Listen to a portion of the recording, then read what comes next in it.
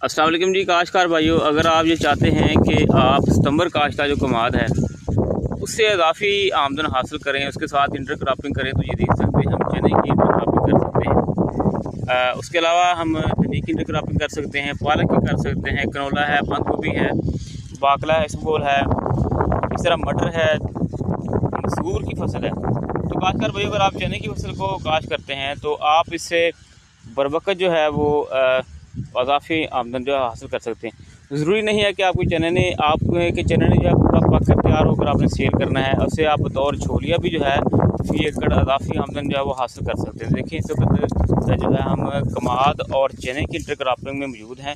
आप देखें इस वक्त चने की फसल तैयार हो रही है और जो सितंबर काश्त का कमाद है वो बढ़ोतरी में है।